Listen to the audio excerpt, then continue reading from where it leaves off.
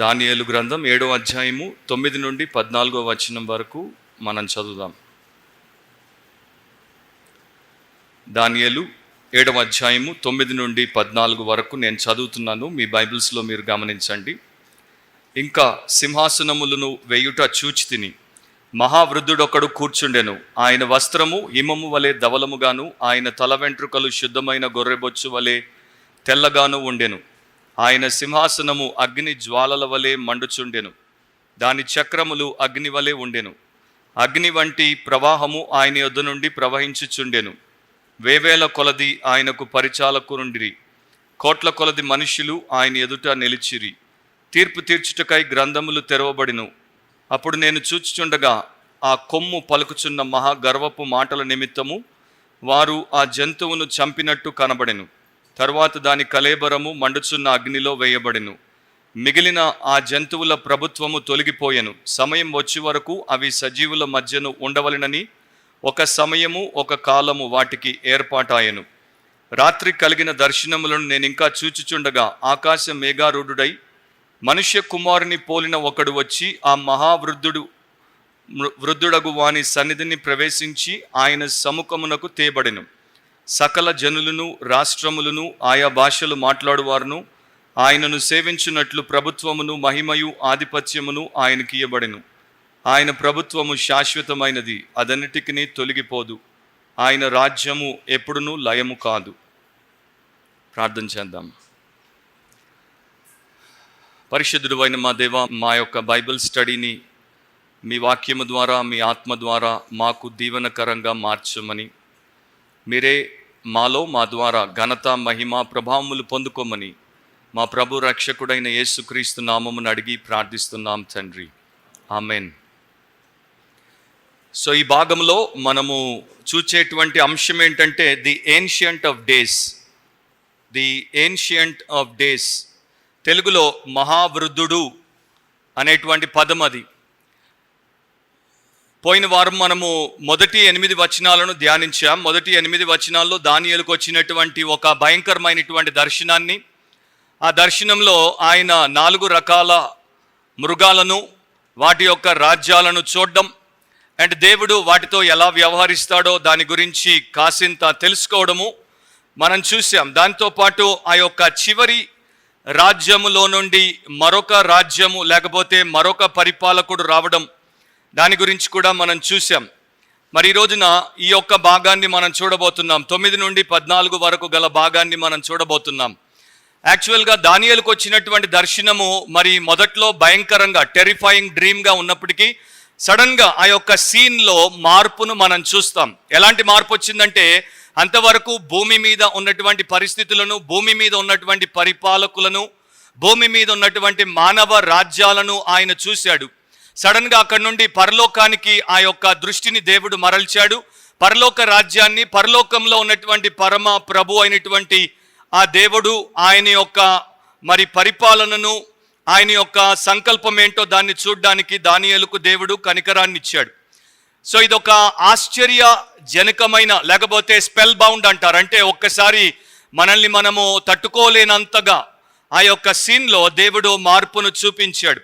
భూమి మీద ఉన్నటువంటి బలహీనమైన, దుర్మార్గమైనటువంటి పరిపాలకులతో పరలోకమందున్నటువంటి పరిపూర్ణమైన, అతి శ్రేష్టమైనటువంటి పరిపాలకునితో పోల్చడం అనే దాన్ని ఈ యొక్క భాగంలో మనం చూడొచ్చు. సో మన రాజు ఆయన చాలా శ్రేష్టమైనటువంటి వాడు అనేది మరొకసారి దానియేలు యొక్క దర్శనం ద్వారా దానియేలుకు, మనకు కూడా దేవుడు నేర్పిస్తున్నాడు. దానియేలులో ఉన్నటువంటి ఎన్నో మంచి గుణాల్లో ఒక గుణం ఏంటంటే he was a God seeker. దేవుడిని వెతికేటువంటి వాడు, దేవుని కొరకు ఆసక్తిని కలిగినటువంటి వాడు. నా బైబిల్లో మీరు జాగ్రత్తగా గమనిస్తే ఎవరైతే దేవునిని వెతుకుతారో, పూర్ణ హృదయంతో వెతుకుతారో అలాంటి వారికే దేవుడు తన్ను తాను ప్రత్యక్షపరుచుకుంటాడు. దీని గురించి దానియేలుకు తెలుసు. ఎలా తెలుసు అంటే, ఇర్మియా గ్రంథంలో దాని గురించి, ఫర్ ఎగ్జాంపుల్ 29వ అధ్యాయంలో దేవుడు చెప్పాడు, నన్ను పూర్ణ హృదయంతో ఎవరైతే వెతుకుతారో వారికి నన్ను నేను ప్రత్యక్షపరుచుకుంటాను. ఇర్మియా ప్రవక్త ద్వారా ప్రభావితమైనటువంటి దానియేలు దాన్ని నేర్చుకున్నాడు కనుక తన బాల్య దినముల యందే తన సృష్టికర్తను జ్ఞాపకం చేసుకోవడమే కాదు, యవన కాలం అందే ఆయన దేవుడి యొక్క కాడిని మోసేటువంటి వానిగా, దేవుణ్ణి వెతికేటువంటి వానిగా మనకు కనబడతాడు. సో దానియేలు దేవుణ్ణి వెతికాడు గనుక దేవుడు కూడా దానియేలుకు తను తాను ప్రత్యక్షపరచుకోవడానికి ఇష్టపడ్డాడు. అందుకనే ఆ రకంగా ఆయనను మరి చూపించే ప్రయత్నంలో ఈ యొక్క దర్శనాలన్నింటినీ కూడా దానియేలుకు ఇచ్చాడు. ఒక సేవకుడు ఒకసారి సంఘంలో ఈ రకంగా ఎక్స్పెరిమెంట్ చేశాడు. ఆయనకున్నటువంటి ఆ కాంగ్రిగేషన్తో ఒక మాట చెప్పాడు, మీ చుట్టూ ఉన్నటువంటి పరిస్థితులను, ఉన్నటువంటి ప్రజలను ఒక్కసారి చూడండి, అండ్ ఎక్కడైనా సరే మీకు బ్లూ కలర్ కనబడితే మూడింటిని, బ్లూ కలర్లో ఉన్నటువంటి మూడింటిని మీరు వెంటనే పసిగట్టండి, నేను అడిగితే నాకు చెప్పండి అన్నాడు. సో వారికి కొంత సమయం ఇవ్వగానే వారు వారి యొక్క చుట్టూ ఉన్నటువంటి వారిని చూశారు. ఆ యొక్క బిల్డింగ్లో ఉన్నటువంటి పదార్థాలను, మనుషులను చూశారు. బ్లూ కలర్ షర్ట్ ఎవరైనా వేసుకున్నారా, బ్లూ కలర్ ప్యాంట్ ఎవరైనా వేసుకున్నారా, ఎవరి దగ్గరైనా బ్లూ కలర్ గ్యాడ్జెట్ ఉందా, ఎవరికి యొక్క బైబిల్ బ్లూ కలర్లో ఉందా, లేకపోతే అక్కడ ఉన్నటువంటి ఆ యొక్క ఐటమ్స్లో, వస్తువుల్లో బ్లూ కలర్ ఎక్కడైనా ఉందా అని వారు కొన్ని నిమిషాల్లో చూసేసరికి అందరికీ 3 కన్నా ఎక్కువ బ్లూ కలర్లో ఉన్నటువంటివి కనబడ్డాయి. ఆయన వారిని చెప్పమని అడగలేదు, కానీ ఆయన వారికి ఒక మాట చెప్పాడు, నేను ఇంతవరకు మీకు లేనటువంటి ఒక ఆలోచన మీకు చెప్పాను, వెంటనే మీరు ఆ పనికి మిమ్మల్ని మీరు పురమాయించుకున్నారు. సో మీరందరూ కూడా ఎఫర్ట్ పెట్టి, అంటే ప్రయత్నము చేస్తూ బ్లూ కలర్ని వెతికారు కనుక మీకు మిగతా కలర్లన్నింటికన్నా ఎక్కువగా బ్లూ కలర్ కనబడింది. మన జీవితంలో కూడా మనము అనేక విషయాలను వెతుకుతుంటాం, కానీ ఎప్పుడైతే మన జీవితంలో ప్రత్యేకంగా ఎఫర్ట్ పెట్టి దేవుడి సన్నిధిని వెతకడం మొదలు పెడతామో అప్పుడు దేవుడి సన్నిధి మనకు ప్రత్యక్షం అవుతుంది. దేవుడి సన్నిధి నిజానికి ఎప్పుడూ మనతో, మన చుట్టే ఉంటుంది, కానీ మనం దాన్ని పసికట్టలేము, ఎందుకంటే మనం దాని కొరకు వెతకట్లేదు గనుక. సో చాలా మంచి పాఠము ఆ యొక్క సేవకుడు తన సంఘానికి నేర్పాడు అని నేను అనుకుంటాను. సో మీరు కూడా మీ జీవితంలో ఏం వెతుకుతున్నారు అనే దాన్ని ఒక్కసారి చూసుకుంటే, దానియేలులాగా దేవుణ్ణి వెతికేటువంటి వారిగా మీరు మారితే తప్పకుండా దేవుడు మీకు అనేక ప్రత్యక్షతలను వాక్యం ద్వారా చూపిస్తాడు. ఈ ప్యాసేజ్ని కూడా 2గా మనం విభజించవచ్చు, ఎందుకంటే 2 ముఖ్యమైనటువంటి విషయాలు దాంట్లో మనకు కనపడతాయి. మొదటిది ఏంటంటే the description of the person of God, దేవుని గూర్చినటువంటి వివరణ. దేవుని గూర్చినటువంటి వివరణ 9, 10, 11, 12 వచనాల్లో దేవుని గూర్చినటువంటి వివరణను దానియేలు ఆ యొక్క దర్శనంలో చూశాడు. దాని గురించే చాలా మరి స్పష్టంగా ఆయన ఇక్కడ రాశాడు. 9లో మనం చూస్తే, ఇంకా సింహాసనములను వేయుట చూచి తిని, మహావృద్ధుడొకడు కూర్చుండెను. ఆయన వస్త్రము హిమము వలె ధవలముగాను, ఆయన తల వెంట్రుకలు శుద్ధమైన గొర్రె బొచ్చు వలె తెల్లగాను ఉండెను. ఆయన సింహాసనము అగ్ని జ్వాలల వలె మండుచుండెను, దాని చక్రములు అగ్ని వలె ఉండెను. అగ్ని వంటి ప్రవాహము ఆయన యొద్ద నుండి ప్రవహించుచుండెను. వేవేల కొలది ఆయనకు పరిచారకులుండిరి, కోట్ల కొలది మనుష్యులు ఆయన ఎదుట నిలిచిరి. తీర్పు తీర్చుటకై గ్రంథములు తెరవబడిను. అప్పుడు నేను చూచుచుండగా ఆ కొమ్ము పలుకుచున్న ఆ మహా గర్వపు మాటల నిమిత్తం వారు ఆ జంతువును చంపినట్టు కనబడెను. తరువాత దాని కళేబరము మండుచున్న అగ్నిలో వేయబడెను. మిగిలిన ఆ జంతువుల ప్రభుత్వము తొలగిపోయెను. సమయం వచ్చే వరకు అవి సజీవుల మధ్యను ఉండవలనని ఒక సమయము, ఒక కాలము వాటికి ఏర్పాటాయను. సో ఇదంతా కూడా ఆయన ఒక క్రమంలో రాశాడు. ఏదైతే దేవుడు ఆయనకు చూపించాడో దాన్ని ఆయన రాసుకుంటూ వచ్చాడు. ఆయన కొన్ని సింహాసనాలను చూశాడు, అండ్ ఆ సింహాసనాల మధ్యలో ఒక ముఖ్యమైనటువంటి సింహాసనాన్ని చూశాడు. ఆ సింహాసనం మీద ఒక వ్యక్తి ఆసీనుడై ఉన్నాడు. ఈ వ్యక్తిని గురించి ఆయన వివరించాల్సి వచ్చినప్పుడు మహావృద్ధుడు ఒకడు కూర్చుండెను అని అంటాడు. ఇంగ్లీష్లో బాగుంటుంది, ది ఏన్షియంట్ ఆఫ్ డేస్ అని ఉంటుంది. ఇది ఒక ప్రత్యేకమైనటువంటి టర్మ్ అనమాట. ఇది బైబిల్లో మరెక్కడా వాడబడలేదు. ఇది కేవలము ఇశ్రాయేలీయుల అద్వితీయ దేవుడైనటువంటి యెహోవా దేవుణ్ణి, లేకపోతే క్రైస్తవులకు యేసుక్రీస్తు ప్రభు యొక్క తండ్రి అయినటువంటి దేవుణ్ణి సూచించేటువంటి పదముగా మనం చూడాలి. దానియేలు తన యొక్క హయాంలో భూ సంబంధమైనటువంటి రాజులను, వారి యొక్క రాజ్యాలను చూశాడు. అవి పైకి రావడం చూశాడు, అవి పతనం అవ్వడం చూశాడు. అవన్నీ కూడా మరి ఇన్సిగ్నిఫికెంట్గా, అంటే అంత ముఖ్యమైనటువంటివి కావు. అవన్నీ కూడా కాలానికి మరి ఇతర విషయాలకు పరిమితి కలిగినటువంటివి అనేటువంటిది ఆయన చూశాడు. చూసినటువంటి సమయంలో దేవుడు సడన్గా మరి పరలోకపు రాజ్యాన్ని చూపిస్తున్నాడు. సో దేవుడి యొక్క సింహాసనంతో పాటు ఇంకో కొన్ని సింహాసనాలు కూడా అక్కడ ఉన్నట్లు దానియేలు చూశాడు. దాని గురించి బైబిల్లో చాలా వచనాలు మనం చూడొచ్చు, కానీ సమయం సరిపోదు కనుక ఒక వచనాన్ని చూపిస్తాను. దేవుడి యొక్క పాలనలో సింహాసనాలు ఎందుకు ఉంటాయి అనేది ఒక్క వచనాన్ని మనం చూద్దాం. కీర్తన 122 5వ వచనం. అచ్చట న్యాయము తీర్చుటకై సింహాసనములు, దావీదు వంశీయుల సింహాసనములు స్థాపింపబడి ఉన్నవి అని రాయబడి ఉంది. సో దేవుడితో పాటు ఉన్నటువంటి సింహాసనాలకు ఎన్నో రకాలైనటువంటి పరిచర్యలు ఉంటాయి. కాకపోతే ప్రధానంగా మనం చూసేది ఏంటంటే అక్కడ న్యాయము తీర్చడానికి ఆ యొక్క సింహాసనాలు ఉన్నాయి అని బైబిల్లో మనం గమనిస్తున్నాం. ఇప్పుడు ప్రకటన గ్రంథానికి రండి. ప్రకటన గ్రంథంలో 4వ అధ్యాయము 4వ వచనాన్ని మీరు చూస్తే, సింహాసనము చుట్టూ 24 సింహాసనములుండెను. ఈ సింహాసనములందు 24 పెద్దలు తెల్లని వస్త్రములు ధరించుకొని తమ తలల మీద సువర్ణ కిరీటములు పెట్టుకున్న వారై కూర్చుండిరి. సో ఇక్కడ కూడా మనం చూస్తున్నాం, ప్రకటనలో దేవుడి యొక్క సింహాసనంతో పాటు మరొక 24 సింహాసనాలు ఉన్నాయి. ఆ సింహాసనాల మీద ఎవరున్నారో దాని గురించినటువంటి వివరణ భక్తుడైనటువంటి యోహానుకు దేవుడు ఆ యొక్క ప్రత్యక్షతలో ఇచ్చాడు. సో దేవుడితో ఉన్నటువంటి వారి గురించి మనము తర్వాత మరి ప్రకటన గ్రంథాన్ని ధ్యానించుకోవచ్చు. కానీ ఈ రోజున మన యొక్క అంశం ఏంటంటే ఆ మహావృద్ధుడు. ఈ యొక్క మహావృద్ధుడిని గురించి అక్కడ ఉన్నటువంటి వివరణను మనం చూస్తాం.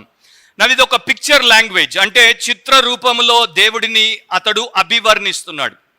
మనందరికీ తెలుసు దేవుడికి ఒక రూపము లేదు. మనందరికీ తెలుసు దేవుడికి ఒక శరీరము లేదు. మనందరికీ తెలుసు దేవుడికి ఒక ఆకారం లేదు. దేవుడు ఆత్మ అయ్యున్నాడు. ఆయనకు రక్తమాంసాలు ఉండవు అనేది మనకు తెలుసు. కాకపోతే మరి ఇక్కడ దేవుడికి వస్త్రం వేసుకున్నట్టు, దేవుడికి తెల్లని జుట్టున్నట్టు, దేవుడు ముసలివానిగా ఉన్నట్టు ఆయన రాస్తున్నాడు అంటే దాని యొక్క అర్థం ఏంటి అనేది మనం ఆలోచించాలి. ఎందుకని ఈ రకంగా దేవుడు తన యొక్క రూపాన్ని లేకపోతే తన యొక్క ప్రత్యక్షతను దానియేలు ద్వారా మనందరికి ఇస్తున్నాడు అనేది కూడా మనం చూడాలి. ఇంకొక ఇద్దరు గురించి కూడా నేను చెప్తాను. యెషయా గ్రంథం 6వ అధ్యాయంలో యెషయా దేవాలయానికి వచ్చినప్పుడు దైవ దర్శనాన్ని పొందాడు. అప్పుడు కూడా సింహాసనం మీద దేవుడు అతి పరిశుద్ధునిగా ఆసీనుడై ఉండుటను చూచాడు. మరి యెషయా అంటే అందరికీ తెలుసు, పాపులర్ ప్రాఫిట్ కనుక ఆయనను గురించి అందరూ వెంటనే పసిగట్టగలరు. కానీ ఇంకొక అన్పాపులర్ ప్రాఫిట్ ఉన్నాడు బైబిల్లో. ఆయన పేరు మికాయా. 1 రాజులు 22వ అధ్యాయము 19వ వచనం చదువుతున్నాను. మికాయా ఇట్లనెను, యెహోవా సెలవిచ్చిన మాట ఆలకించుము. యెహోవా సింహాసనాసీనుడై ఉండగా పరలోక సైన్యమంతయు ఆయన కుడి పార్శ్వమునను ఎడమ పార్శ్వమునను నిలిచియుండుట నేను చూచితిని. సో యెషయా మాత్రమే కాదు, మికాయా అనేటువంటి ప్రవక్త కూడా, ఆహాబు యెహోషాపాతు ఇద్దరు కలిసి వారు ఒక ప్రాజెక్ట్ మీద లేకపోతే ఒక యుద్ధం చేయడానికి పూనుకుంటున్నప్పుడు ఆహాబు తరపున ఉన్నటువంటి అబద్ధపు ప్రవక్తలను పిలిచి వారిని అడుగుతాడు, ఈ యుద్ధానికి మేము వెళ్ళొచ్చా, జయం మేము సాధిస్తామా? వారందరూ చెప్పేది ఏంటంటే యుద్ధానికి నిరభ్యంతరంగా వెళ్ళొచ్చు, జయం మీదే అని. అప్పుడు యెహోషాపాతు అడుగుతాడు, వీరేనా, ఇంకెవరైనా ప్రవక్త లేడా? సో అహాబు అంటాడు, ఒక ప్రవక్త ఉన్నాడు, వాడెప్పుడు నాకు కావలసినట్టు చెప్పడు, వాడెప్పుడు నాకు వ్యతిరేకంగానే చెప్తాడు. ఆ రోజుల్లో 400 మంది అబద్ధ ప్రవక్తలకు ఒక నిజమైన ప్రవక్త. ఈ మధ్యకాలంలో 2016లో ఒక సేవకుడు ఈ రకంగా అన్నాడు, ఇప్పుడు ప్రతి 1000 అబద్ధ ప్రవక్తలకు ఒక నిజమైన ప్రవక్త ఉన్నాడు అని. సో ఈ మికాయా ఆయన చేత పిలువబడినప్పుడు వచ్చి ఈ రకంగా దేవుడిని చూచాను, దేవుడు నీ పట్ల ఇచ్చినటువంటి సందేశం ఇదే అని చెప్పడం జరిగింది.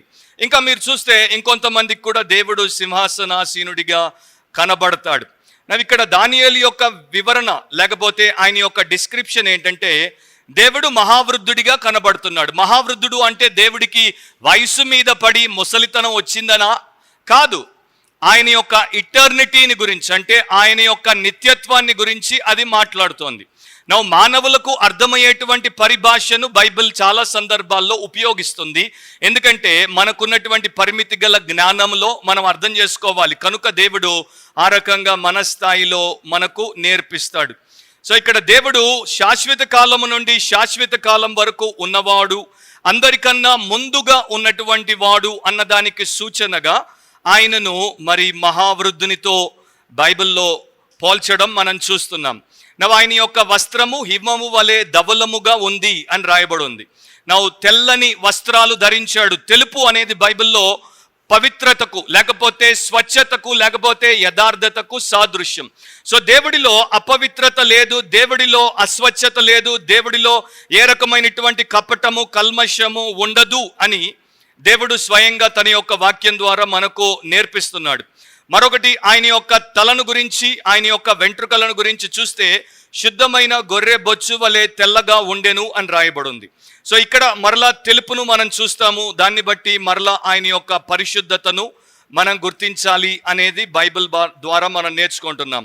ఈ రెండింటిని కూడా ఒక చోట చూడొచ్చు. యెషయా గ్రంథము 1వ అధ్యాయము 18వ వచనంలో యెహోవా ఈ మాట సెలవిచ్చుచున్నాడు, రండి మన వివాదము తీర్చుకొందుము, మీ పాపములు రక్తము వలె ఎర్రనివైనను అవి హిమము వలె తెల్లబడును, కెంపు వలె ఎర్రనివైనను అవి గొర్రె బొచ్చు వలె తెల్లని వగును అని దేవుడు చెప్పాడు. నా పాపిష్టి జనాంగమైనటువంటి ఇశ్రాయేలీలకు దేవుడు ఈ మాట చెప్పాడు. 1వ అధ్యాయం ప్రారంభం నుండి మీరు చదువుకుంటూ వస్తే వారు నడినెత్తి నుండి అరికాలి వరకు అపవిత్రపరచబడినటువంటి బహుఘోరమైనటువంటి పాపాత్ములని దేవుడు ప్రకటించి వారిని 2 రకాలుగా ఏ రకంగా పవిత్రంగా చేయవచ్చో దాని గురించి ఇక్కడ చెప్పాడు. సో ఆయన యొక్క తెల్లని వస్త్రం, ఆయన యొక్క తెల్లని వెంట్రుకలు, ఈ 2 కూడా ఆయనలో ఉన్నటువంటి ఆ పవిత్రతను సూచిస్తున్నాయి అనేది మనం గ్రహించాలి. నాకు ఇక్కడ చాలా లెసన్స్ ఉంటాయి, అది నా యొక్క ఉద్దేశం కాదు ఇప్పుడు ఆ లెసన్స్ చెప్పడము. కాకపోతే ఒక లెసన్ ఏంటంటే మన దేవుడు పరిశుద్ధుడు. సో యెషయాలో మనం చూసేది ఏంటంటే దేవుడు పరిశుద్ధుడుగా కనబడగానే యెషయాకు తన పాపం ఏంటో కనబడింది. ప్రార్థనలో మనం దేవుణ్ణి సమీపించినప్పుడు, మనం పరిశుద్ధ గ్రంథాన్ని పఠించినప్పుడు ప్రతిసారి మనల్ని మనము ఆయన ఎదుట పెట్టి చూసుకోవడం చాలా అవసరం. ఆ రకంగా చూసుకుంటున్నప్పుడల్లా దేవుడు మనకు చాలా మేలు చేస్తాడు. మనల్ని మన యొక్క అపవిత్రతలతో చూపిస్తాడు, తన వాక్యపు ఉదకముతో కడిగి పవిత్రపరుస్తాడు. యోహాను అనేటువంటి భక్తుడు ఉండేవాడు. ఈయన యేసు రొమ్మున ఆనుకునేవాడు. ఈయన ఒకప్పుడు చాలా గొప్పగా తనను గురించి తాను అనుకునేవాడు. బైబిల్లో డైరెక్ట్గా ఆ రకంగా మీకు కనబడదు, కానీ ఇండైరెక్ట్గా యోహానుకున్నటువంటి ఒపీనియన్, అంటే ఆయనకున్నటువంటి సెల్ఫ్ ఒపీనియన్, ఆయనకున్నటువంటి స్వ అభిప్రాయం ఏంటో మీరు యోహాను సువార్త చివరిలో చదవండి, చివరి అధ్యాయం చదవండి. వచనం నేను చెప్పను, మీరు పోయి అసైన్మెంట్ చేయండి, అప్పుడు మీకు అర్థమవుతుంది. అక్కడ యేసు ప్రభు ఆయన్ని ఒక విషయంలో కరెక్ట్ చేస్తాడు. అక్కడ మీరు చూసుకుని దాన్ని బట్టి అప్పుడు ఆయనకున్నటువంటి అభిప్రాయం ఏంటి, ఇప్పుడు ఆయనకున్నటువంటి అభిప్రాయం ఏంటో మీకు అర్థమవుతుంది.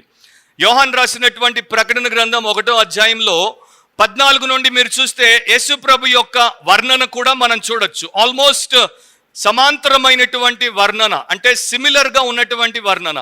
ఆయన తల వెంట్రుకలు తెల్లని ఉన్నిని పోలిన హిమమంత ధవలముగా ఉండెను అని రాయబడి ఉంటుంది. సో ఇక్కడ మరి తండ్రి అయినటువంటి దేవుని గురించి దానియేలు అభివర్ణించినప్పుడు, కుమారుడు అయినటువంటి క్రీస్తుని గురించి యోహాను అభివర్ణించినప్పుడు ఇద్దరిలో కూడా అలాంటి పోలికలు కనబడుతున్నాయి. సో త్రిత్వమైనటువంటి దేవుడు అతి పవిత్రమైనటువంటి దేవుడు అనేది మనం మర్చిపోవద్దు. ఈ తెల్లని వెంట్రుకలు ఎవరికి ఉంటాయంటే, మీరు సామెతల గ్రంథం చదివితే ఎవరికైతే వయసు మీద పడుతుందో వారికి తెలుపు వెంట్రుకలు ఉంటాయి. బట్ అఫ్ కోర్స్ ఈ రోజుల్లో జెనెటిక్ ప్రాబ్లం ద్వారా కూడా చాలా మందికి చిన్నతనంలోనే తెల్ల వెంట్రుకలు వచ్చేస్తాయి. సో తెల్ల వెంట్రుకలు వచ్చిన వాళ్ళందరికీ జ్ఞానం ఉంది అని అర్థం కాదు, నల్ల వెంట్రుకలు ఉన్న వాళ్ళకి జ్ఞానం లేదు అని అర్థం కాదు. చాలామంది 80 ఏళ్ళు మీద పడి తలంతా నెరిసిపోయి కూడా మూర్ఖంగా ఉంటారు. కొంతమంది మరి 20 ఏళ్లకు పరమ జ్ఞానంతో నిండి ఉంటారు. అలాంటి పరమ జ్ఞానం కలిగిన 20 ఏళ్ల కన్నా చిన్న వయస్కుడైనటువంటి ఇద్దరు, ఒక ఆయన యోసేపు, ఒక ఆయన దానియేలు. సో ఇది దేవుని యొక్క జ్ఞానం, అంటే ఆయనకు విశేషమైనటువంటి జ్ఞానం, పరమ జ్ఞానం, పురాతనమైన జ్ఞానం ఉంది అన్నదానికి సూచనగా దేవుడు చూపిస్తున్నాడు. నా ఒక మాట నేను మీకు చదువుతాను. యెషయా గ్రంథం 40వ అధ్యాయము 26వ వచనం. యెషయా 40:26. మీ కన్నులు పైకెత్తి చూడుడి, వీటిని ఎవడు సృజించను. అంటే అంతరిక్షాన్ని చూడమంటున్నాడు. అక్కడ ఉన్నటువంటి ఆ యొక్క వస్తువులను, లేకపోతే అక్కడ ఉన్నటువంటి సూర్య చంద్ర నక్షత్రములను, గ్రహాలను చూడమని దేవుడు చెప్తున్నాడు. వీటి లెక్క చొప్పున వీటి సమూహములను బయలుదేరజేసి వీటన్నిటికీ పేర్లు పెట్టి పిలుచువాడే కదా అని అంటాడు. అంటే వీటిని ఎవరైతే సృష్టించాడో ఆయనే వాటి పేర్లు పెట్టి వాటన్నింటినీ పేరున పిలుచుకుంటాడు కదా అని అంటున్నాడు. ఒకప్పుడు మనకు టెలిస్కోప్ అనేది రాక మునుపు శాస్త్రవేత్తలు కొన్ని ఏళ్ల నుండి, మరి దాదాపు 3-4 వేల ఏళ్ల నుండి శాస్త్రవేత్తలు అంతరిక్షాన్ని పరిశీలన చేస్తున్నారు. సో వారి లెక్క ప్రకారము మానవుడు స్వయంగా నేత్రాల ద్వారా 3000 నక్షత్రాలను కనుగొన్నాడు. కానీ ఇప్పుడు టెలిస్కోప్ వచ్చిన తర్వాత, ఇంకా చాలా పవర్ఫుల్ సూపర్ టెలిస్కోప్ వచ్చిన తర్వాత శాస్త్రవేత్తలు మనకు లేటెస్ట్గా చెప్పేది ఏంటంటే అంతరిక్షంలో 10 బిలియన్ ట్రిలియన్ స్టార్స్ ఉంటాయి. 10 బిలియన్ కాదు, 10 బిలియన్ ట్రిలియన్ స్టార్స్ ఉంటాయి అని అంటున్నారు. సో శాస్త్రవేత్తలు మనకు చెప్పిన దాన్ని బట్టి మన దేవుడు 10 బిలియన్ ట్రిలియన్ స్టార్లకు ఒక్కొక్క దానికి పేరు పెట్టి పిలవడమే కాదు, వాటన్నింటినీ కూడా ఆయన జ్ఞాపకం ఉంచుకోగలుగుతున్నాడు. నాకున్నటువంటి బలహీనత ఏంటంటే ఈ మధ్య నా దగ్గరికి ఎవరన్నా వస్తే, కొత్త వాళ్ళు వస్తే, వారు పేరు చెప్తారు, ప్రార్థన చేసేటప్పుడు వారి పేరు నేను మర్చిపోతాను. మొన్నే ఒక దంపతుల కొరకు పెళ్ళి రోజున ప్రార్థన చేస్తూ తప్పుగా ఆయన పేరు పలికేశాను. సో మనకు దేవుడికి ఎంత వ్యత్యాసం ఉందో దాన్ని బట్టి జ్ఞాపకము చేసుకోవాల్సిందిగా మీకు మనవి చేస్తున్నాను. సో దేవుడిలో ఉన్నటువంటి విశేషాలు అపారమైనటువంటివి. అందుకనే దేవుడి వాక్యాన్ని మనము ఎంత తరచుగా చదివితే అంత మనకు మేలు, అంత అవగాహన మనకు పెరుగుతుంది. సో దేవుడితో మన సంబంధాన్ని బాగు చేసుకోగలము, మనము దేవుడి ఎదుట సరిగ్గా మసులుకోగలం. అక్కడ ఇంకొక మాట చెప్పాడు, ఆయన సింహాసనము అగ్ని జ్వాలల వలె మండుచుండెను. ఆ ప్యాసేజ్లో అగ్ని అనేది, ఫైర్ అనేది ఎన్నిసార్లు ఉపయోగించబడిందో మీరు తర్వాత లెక్క చూసుకోండి. దాని చక్రములు అగ్ని వలె ఉండెను, అగ్ని వంటి ప్రవాహము ఆయన యొద్ద నుండి ప్రవహించుచుండెను అని రాయబడి ఉంది. నా అగ్ని అనేది దేవుడికి ఓల్డ్ టెస్టమెంట్లో, న్యూ టెస్టమెంట్లో జత చేయబడి, అంటే అట్రిబ్యూట్ చేయబడి చెప్పబడుతూ ఉంటుంది. ఎందుకంటే అగ్నిలో చాలా లక్షణాలు ఉంటాయి. ఫర్ ఎగ్జాంపుల్, అగ్ని కూడా పవిత్రతను సూచిస్తుంది. రెండవది అగ్ని తీర్పును సూచిస్తుంది. మూడవది అగ్ని శుద్ధిని, అంటే ప్యూరిఫికేషన్ని సూచిస్తుంది. దాని గురించి విస్తారంగా వచనాలు మనకు వాక్యంలో కనబడతాయి. నేను కొన్నింటిని మీకు చూపిస్తాను. మొట్టమొదటిసారి దేవుడు తన దేశమైనటువంటి ఇశ్రాయేలుకు ఆయన ప్రత్యక్షపరుచుకునేటువంటి సమయంలో ఏ రకంగా ఆయనను వారు చూడ్డానికి అవకాశం ఇచ్చాడో వాక్యంలో మన కొరకు నమోదు చేశాడు. నిర్గమాకాండము 3వ అధ్యాయము 2వ వచనం. నిర్గమాకాండం అంటే ఎక్సోడస్. ఒక పొద నడిమిని అగ్ని జ్వాలలో యెహోవా దూత అతనికి ప్రత్యక్షమాయెను. అతడు చూచినప్పుడు అగ్ని వలన ఆ పొద మండుచుండెను గాని పొద కాలిపోలేదు. సో ఫస్ట్ టైం మోషే అనేటువంటి ఒక నాయకుణ్ణి తన దేశమైనటువంటి ఇశ్రాయేలీలకు ఆయన ప్రవక్తగా, వారిని నడిపించేటువంటి వానిగా ఏర్పాటు చేసినప్పుడు మోషేకు దేవుడు ఎక్కడ కనపడ్డాడు, ఎలా కనపడ్డాడు అంటే అగ్నిలో ఆయన కనబడ్డాడు అని బైబిల్ చెప్తోంది. ఆ తర్వాత నిర్గమాకాండం 19వ అధ్యాయం 18వ వచనాన్ని చదివితే, యెహోవా అగ్నితో సీనాయి పర్వతం మీదికి దిగి వచ్చినందున అదంతయు ధూమమయమై ఉండెను. దాని ధూమము కొలిమి ధూమము వలె లేచెను, పర్వతం అంతయు మిక్కిలి కంపించెను అని రాయబడి ఉంది. నా ఫస్ట్ ప్రాఫెట్కి ఆయన దర్శనం ఇచ్చాడు. తర్వాత నేషన్ ఆఫ్ ఇజ్రాయెల్కి, అంటే ఆ దేశం అంతటిని కూడా అక్కడికి పోగు చేసి వారికి ఆయన దర్శనం ఇచ్చినప్పుడు మరలా అలాగే ఆయన మరి ఆ అగ్నిలో నుండి వారితో మాట్లాడుతున్నట్టు మనం చూస్తున్నాం. ద్వితీయోపదేశకాండం 5వ అధ్యాయము 4వ వచనం, డ్యూటరానమీ 5:4. ఇక్కడ మీరు చూస్తే మరలా దేవుడు ఏ రకంగా తను తాను ప్రత్యక్షపరుచుకున్నాడో బైబిల్లో మనకు రికార్డ్ చేయబడింది.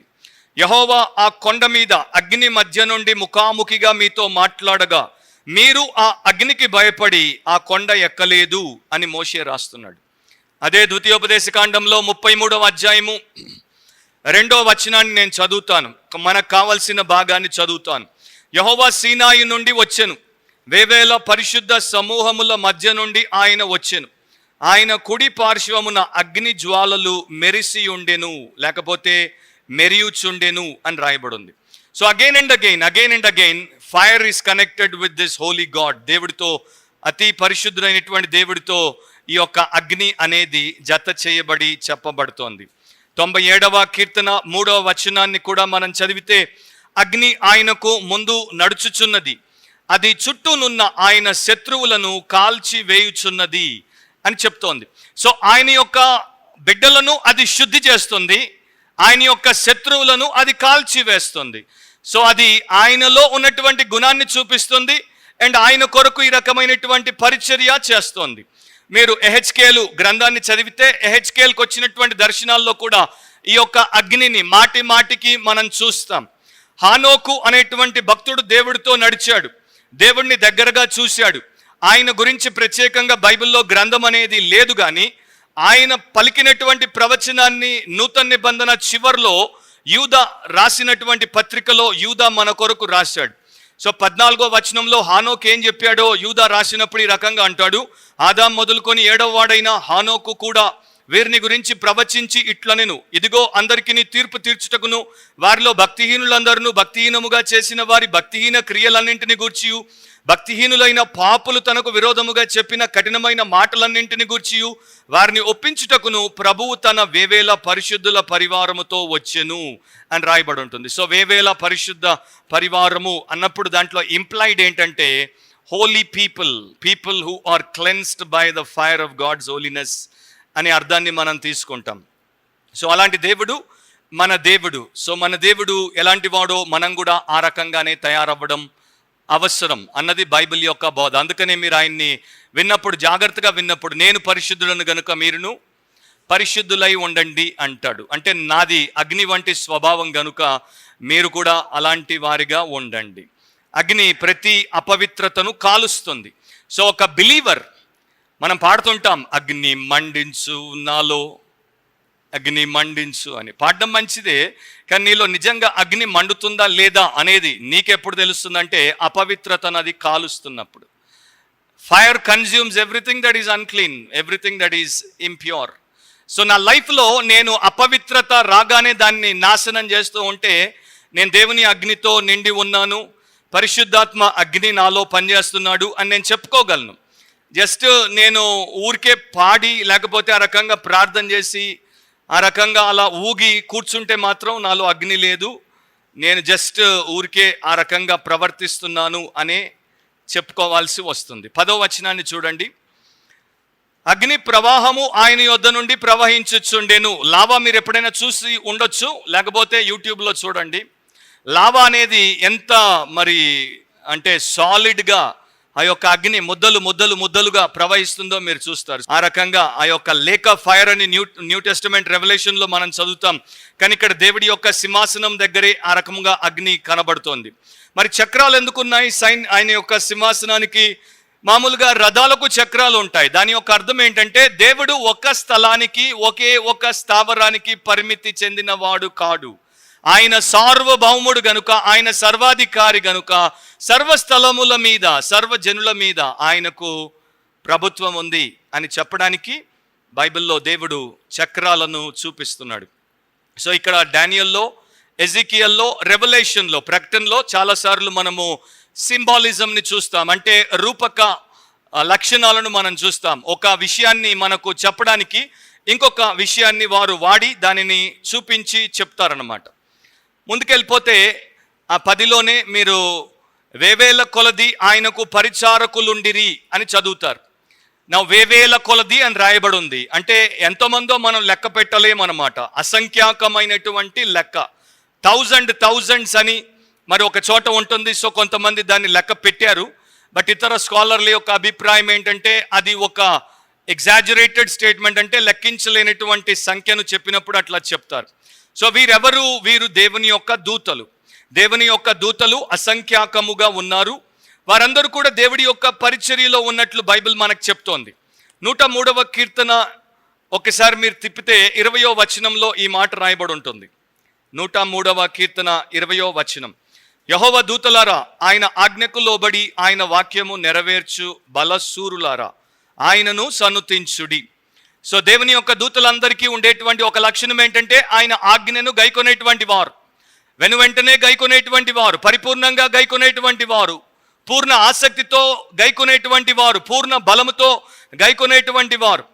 వీరందరూ కూడా దేవుని యొక్క సన్నిధిలో ఉన్నారు, దేవుణ్ణి నిరంతరము ఆరాధిస్తున్నారు. యెషయా 6, ప్రకటన గ్రంథం 5 అండ్ దానియేలు గ్రంథం 7 వీటన్నిటిని బట్టి వారు నిరంతరం దేవుణ్ణి ఆరాధిస్తున్నారు, దేవుడి యొక్క పరిచర్య జరిగిస్తున్నారు. హెబ్రీ 1 కూడా మీరు చదువుకుంటే వారి గురించి బైబిల్ మనకు ఆ రకంగా చెప్తోంది. తర్వాత స్టేట్మెంట్ ఏంటి? కోట్ల కొలది మనుష్యులు ఆయన ఎదుట నిలిచిరి. కోట్ల కొలది, లెక్క పెట్టనేనంత మంది. ఇక్కడ బైబిల్ స్కాలర్లకు ఒక విభేదం ఉంది. సో వారు కొంతమంది ఏమంటారంటే కోట్ల కొలది పాపులు ఆయన ముందు నిలబడ్డారు, వారందరికీ కూడా ఆయన తీర్పు తీర్చబోతున్నాడు. అందుకనే తర్వాత వచనంలో తీర్పు తీర్చుటకై గ్రంథములు తెరవబడెను అని రాయబడి ఉంది. సో దేవుడు ఒక రోజున ప్రపంచంలో మొదటి మానవుడి నుండి చివరి మానవుడి వరకు అందరినీ కూడా ఆయన యొక్క సింహాసనం ముందు నిలబెడతాడు. వారందరినీ కూడా ఆయన తీర్పు తీరుస్తాడు. ఇది బైబిల్ చేసే బోధే. కాకపోతే ఇక్కడున్నటువంటి వారు ఆ రకంగా దేవుడి యొక్క తీర్పులోకి వచ్చేటువంటి పాపులా, లేకపోతే దేవుని యొక్క సన్నిధిలో ఆయన్ని ఆరాధించడానికి వచ్చినటువంటి పరిశుద్ధులా అన్నది ప్రశ్న. మిగతా భక్తులు వీరిని పరిశుద్ధులుగా ఎంచుతారు. సో వీరందరూ దేవుడి యొక్క తీర్పును చూచేటువంటి పరిశుద్ధులు. వారికి జరిగినటువంటి అన్యాయాన్ని దేవుడు ఒక రోజున పరిసమాప్తి చేసి న్యాయం చేస్తున్నప్పుడు చూచి హర్షించేటువంటి పరిశుద్ధులు. అండ్ వీరందరూ కూడా ఆయన చేత రక్షణ అనుభవంలోనికి వచ్చారు కనుక ఆయన్ని ఆరాధిస్తున్నటువంటి పరిశుద్ధులు అని అంటారు. సో డాగ్మాటిక్గా మనం చెప్పడానికి వీల్లేదు. కాకపోతే రెండవ దానికి ఎక్కువ అవకాశం ఉంటుంది. ఎందుకు అంటే 11వ వచనాన్ని బట్టి 11లో ఒక్కడిని ప్రత్యేకంగా దేవుడు తీర్పు తీర్చి వాడిని నాశనం చేసినట్లు, ఆ తర్వాత 3 రాజ్యాల మీద మరి పరిమితి గలటువంటి తీర్పును ప్రకటించినట్లు బైబిల్ చెప్తోంది కనుక మరి ఇక్కడ స్పెసిఫిసిటీని బట్టి మనం చూస్తే వీరు దేవుని యొక్క పరివారమై ఉన్నారు అని అనుకోవడానికే అవకాశం ఎక్కువ. నా ఈ యొక్క పవిత్రమైనటువంటి కోట్ల కొలది మనుషులు ఏం చేస్తున్నారు? వీరందరూ కూడా దేవుణ్ణి ఆరాధిస్తున్నారు. నా ఇక్కడ మనం గమనించాల్సింది ఏంటంటే we must see the beauty of worship. ఆరాధనలో ఉన్నటువంటి సౌందర్యం ఏంటో మనం చూడాలి. వీరి యొక్క ఆరాధనలో ఏముంది? యూనిటీ ఉంది. వారు కోట్ల కొలది లెక్క పెట్టలేనటువంటి అసంఖ్యాకమైనటువంటి పరిశుద్ధుల సమూహం. వారందరికీ ఏక మనస్సు ఉంది. ఈ రోజున 50 మంది కూడుకుంటే 50 మంది పరిశుద్ధులుగా ఎంచబడుతున్నటువంటి వారికి ఏక మనస్సు ఉండదు. సో ఆరాధన సమయంలో అందరూ ఏక మనస్సుతో ఆరాధన చెయ్యరు. అది దేవుడిని అవమానించడం, వారు మరి కీడును కలిగించుకోవడం. సో వారిలో యూనిటీ అనేది ఉండదు వర్షిప్లో. రెండవది, యూనిటీ ఉండకపోతే బ్యూటీ ఉండదు. 133వ కీర్తన మనందరికీ తెలుసు, సహోదరులు ఐక్యత కలిగి నివసించుట ఎంత మేలు కాదు, ఎంత మనోహరము, చూడ్డానికి ఎంత ఇంపుగా ఉంటుంది. It's a glorious sight to behold. So unity లేనప్పుడు బ్యూటీ ఉండదు, అండ్ బ్యూటీ లేనప్పుడు శాంక్టిటీ ఉండదు, అంటే పవిత్రత ఉండదు. ఎక్కడైతే విభజన ఉంటుందో, ఎక్కడైతే వేరు మనస్తత్వాలతో మనుషులు ఒకరితో ఒకరు కలవకుండా దేవుణ్ణి ఆరాధించే ప్రయత్నం చేస్తారో అప్పుడు అక్కడ పవిత్రత అనేది ఉండదు, స్వచ్ఛత అనేది ఉండదు. ఎందుకంటే ఆల్రెడీ కలుషితం అయిపోయింది. ఆ వర్షిప్ ఆల్రెడీ కలుషితం అయిపోయింది. ఒకరేమో దేవుణ్ణి యథార్థంగా ఆరాధిస్తున్నారు, ఇంకొకరేమో ఆ ఆరాధన చేయట్లేదు. సో వీరిద్దరికీ ఏక మనస్సు లేదు కనుక పరిశుద్ధాత్మ దేవుడు అక్కడ పరిపూర్ణంగా పని చేయలేడు. ఒకడు ఆత్మానుసారంగా పోతున్నాడు, ఒకడు ఇంకా శరీరానుసారంగా పోతున్నాడు. ఒకడేమో ఆరాధన చేస్తుంటే ఇంకొకడు వాడిని ఏదో అనుకుంటున్నాడు. సో ఈ రకంగా ఉన్నప్పుడు ఆ యొక్క వర్షిప్లో యూనిటీ లేదు గనుక బ్యూటీ లేదు, బ్యూటీ లేదు గనుక శాంక్టిటీ లేదు, శాంక్టిటీ లేదు గనుక దానికి అథారిటీ ఉండదు, అధికారం ఉండదు. అందుకనే మనకు వ్యతిరేకంగా వచ్చేటువంటి శక్తులు మనల్ని అణచడానికి అవకాశం ఎక్కువ. అండ్ దేవుడిలో ఉండేటువంటి ఒక లక్షణం ఏంటంటే ఫైర్. మన దేవుడు దహించు అగ్ని అని బైబిల్ చెప్తోంది.